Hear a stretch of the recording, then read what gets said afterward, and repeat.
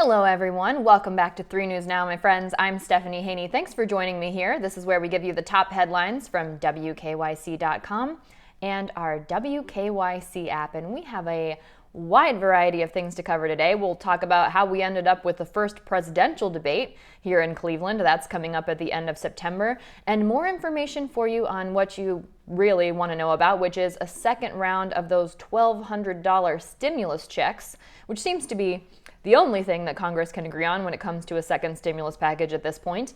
And we'll talk about some toxic hand sanitizers. There are even more hand sanitizers that the FDA is now saying are toxic, so you definitely want to be aware of that. Now, yesterday, we had a lot of rain across Northeast Ohio, which we definitely needed, but that also pushed back yesterday's game for the Cleveland baseball team. So we've got a doubleheader today. We'll talk about that as well as the other games that have been postponed in Major League Baseball for COVID-19 issues.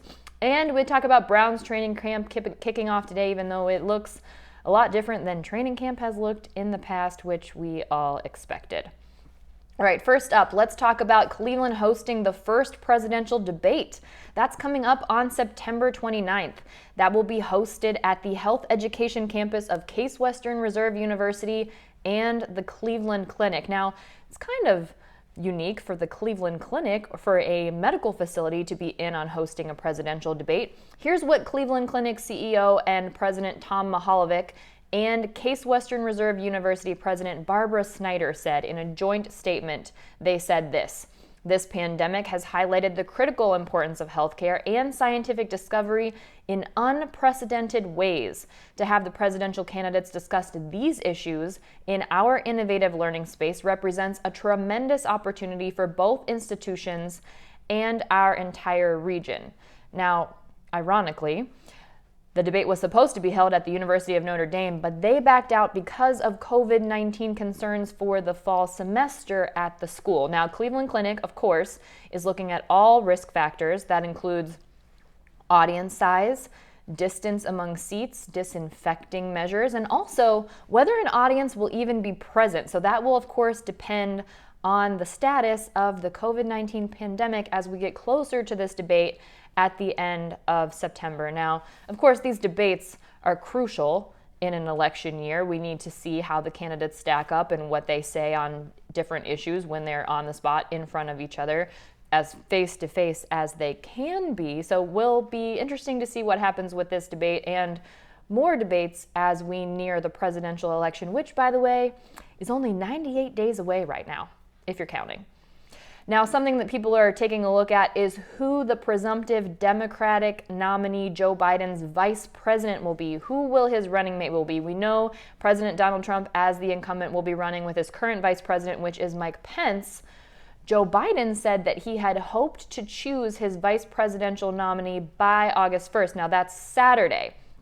He did already say that he will be running with a woman, but now his advisors have said that they may push that back and he may not actually announce a running mate until later because the Democratic National Convention won't be starting until August 17th. So he doesn't necessarily have to announce a running mate until that point. So some of the top contenders, according to insiders, include Senators Kamala Harris, Elizabeth Warren, and Tammy Duckworth, as well as 2 members of the House, Karen Bass and Val Demings, and then one person who has never held elected office. That's former President Barack Obama's former National Security Advisor, Susan Rice. So we'll be looking for that development in the coming days as to who Joe Biden chooses as his Democratic running mate, as the presumptive nominee.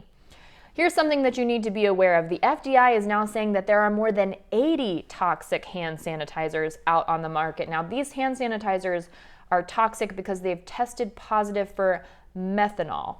Methanol can lead to blindness, heart problems, and even death if ingested. Now, the active ingredient in most hand sanitizers that the FDA considers to be safe is ethyl alcohol, which can actually be ingested without hurting you.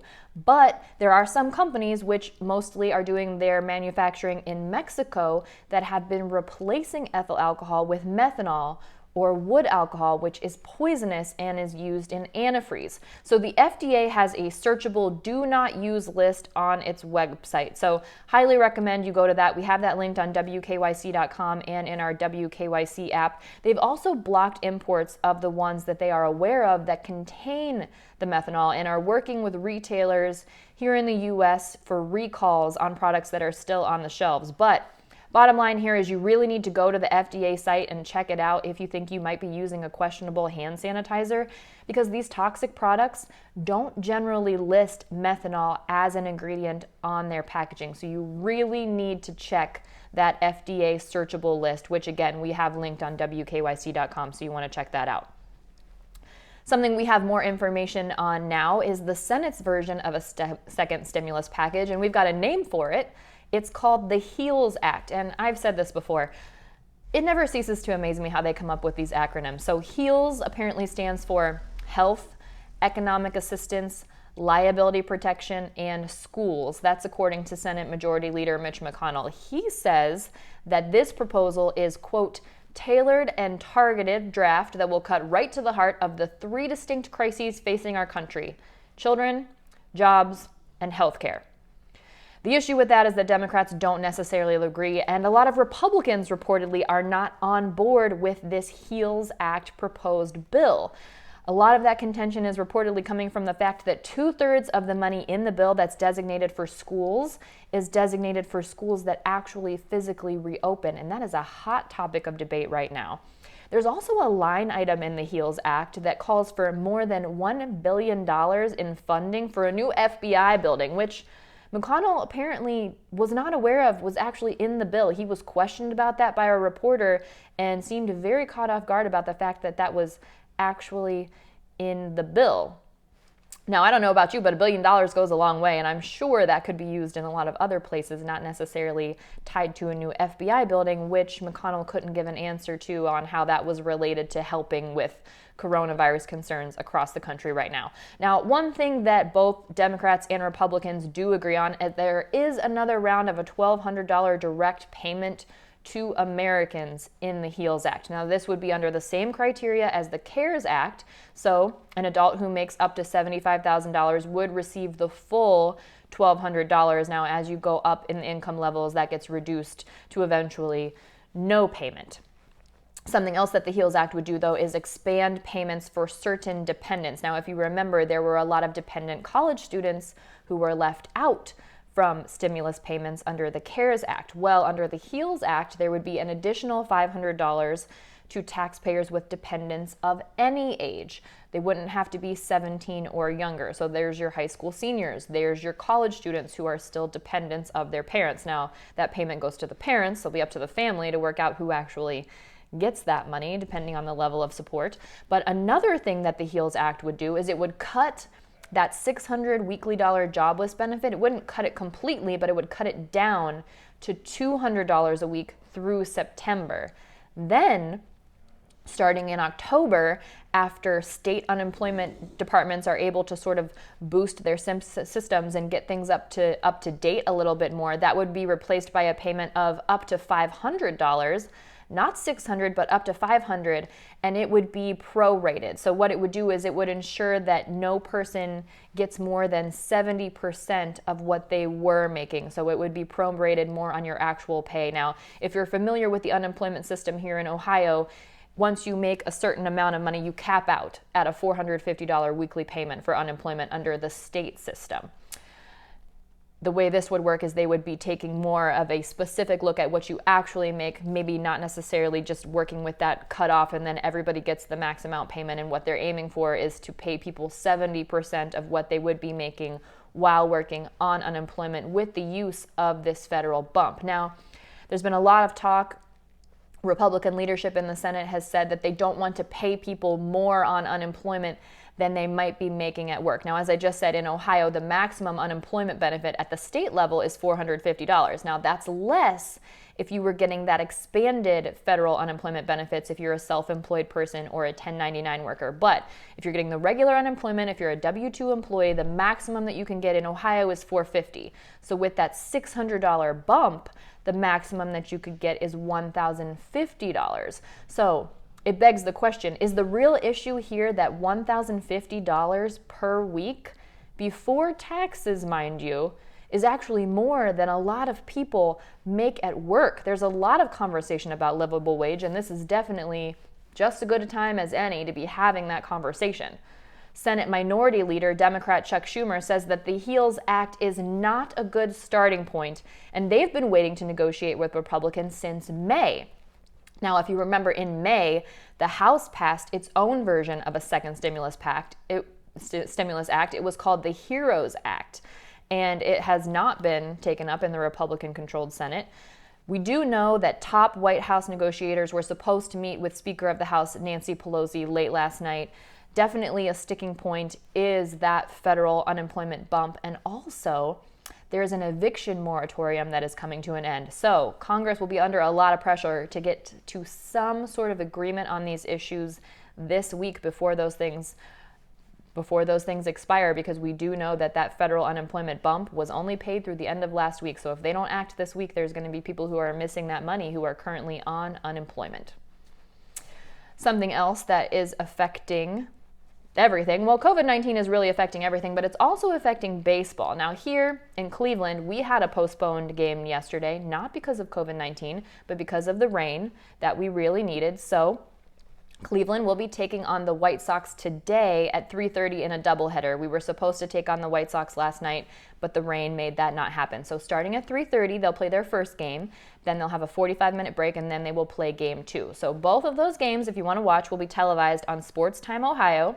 And you can listen to the calls on the radio on WTAM 1100 AM. And then you can catch the second half of the doubleheader starting at 7 p.m. on WMMS 100.7 FM. Now let's talk about those other postponed games. There were more than 100 pages of manuals put together by Major League Baseball for how to handle coming back to play baseball, how to handle COVID-19. Nowhere in those pages was there a single thing about what to do if there was a positive test. So, over the weekend, when players and coaches on the Miami Marlins tested positive for COVID-19, it went to a vote. The team voted, and the team voted to play. So they played their game in Philadelphia against the Philadelphia Phillies anyway. Now, to contrast this for you, in South Korea's KBO, the Korea Baseball Organization, a single test on any team shuts down the entire league for 3 weeks. A single positive COVID-19 test shuts down the entire KBO for 3 weeks. But that is not what is happening here. They went ahead, they played that game, and now we're looking at postponements.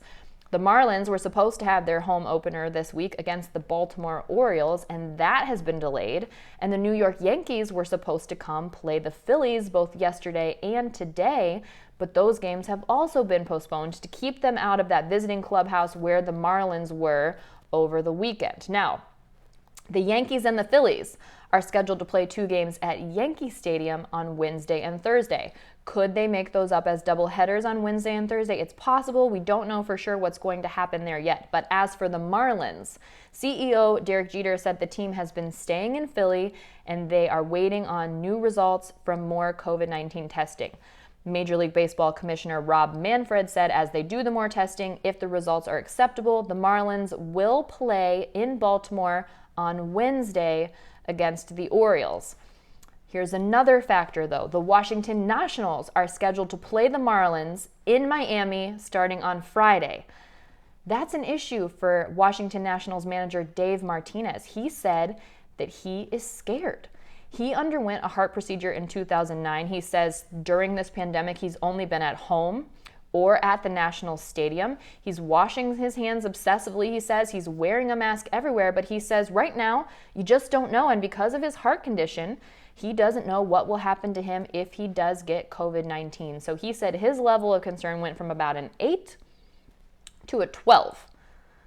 Understandably concerned for his health. We'll be watching to see what Major League Baseball does, and we'll just see how long we're still able to enjoy Major League Baseball. Hopefully they can get some protocols in place about what to do if there's a positive test, not necessarily leaving it up to a player vote to continue that playing and put lots of people at risk, which is what happened here. Now here in Cleveland, here in Berea actually, Cleveland Browns training camp kicked off today, and Cleveland Browns shared pictures of their star players arriving. We saw Baker Mayfield arriving to Berea today. He was wearing a black mask.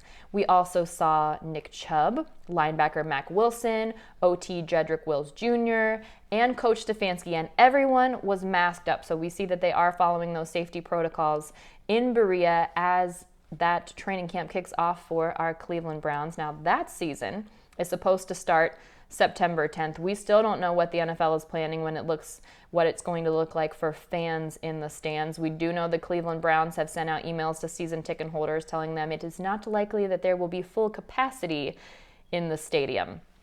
If they'd be open to moving seats, if they'd be open to wearing masks, all kinds of those things. And we also know this week in training camp, there isn't going to be any contact. All this week is dedicated for COVID-19 testing and virtual meetings, and then they'll continue to ramp things up and move forward as they move into physicals and equipment distribution next week, an acclimation period. We're not going to see any helmets at training camp until August 12th and everything moving up from there. But the idea of football season is very exciting. I'm a big Browns fan. That does get me very excited. But what I really would love to see, and I think what everyone would love to see, is Major League Baseball really getting a handle on this so that it can provide a model moving forward, and also the NBA. So we'll see what happens. That's it for your 3 News Now early update for Tuesday, July 28th. I'll see you back here right after 3 p.m. when we get those new numbers in from the Ohio Department of Health related to COVID-19 and more headlines that are topping WKYC.com and our WKYC app. I'm Stephanie Haney.